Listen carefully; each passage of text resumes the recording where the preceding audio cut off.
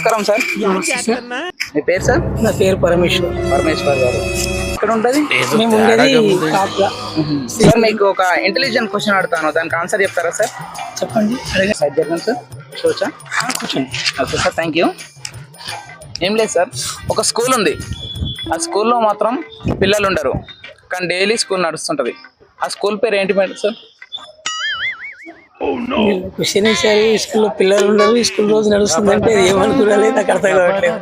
ఏం చెప్తున్నాను సార్, ఆ స్కూల్లో పిల్లలు ఉండరు కానీ స్కూల్ నడుస్తూనే ఉంటుంది డైలీ. స్కూల్ పేరు ఏంటి?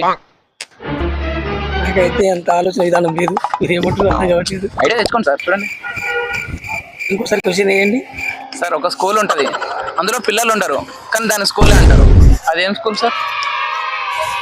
తెలియదండి, మీరే చెప్తాం. డ్రైవింగ్ వచ్చా?